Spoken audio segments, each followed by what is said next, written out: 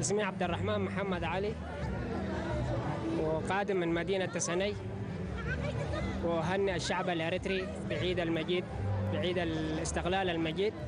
أعاده الله علينا وعليكم، على الأمة الأريتريين باليمن والخير والبركات. وأهدي تحياتي للخال عثمان محمد سعيد والخال أمان محمود عمر، وكل الإخوان جمال وعبد السلام وإبراهيم نقاش ومحمد وكل وآل نقاش في تسني، عمنا عبد القادر ودبكت، وكل الأحباب والأصدقاء وجميع الأريتريين في الخارج وفي الداخل.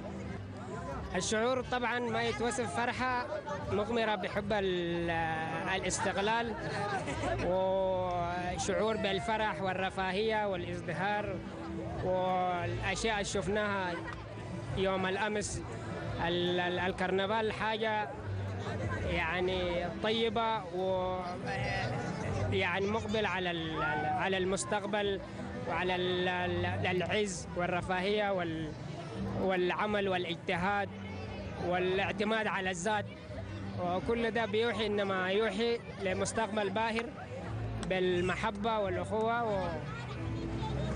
وشفنا حاجة يعني ما تتوصف يعني صراحة.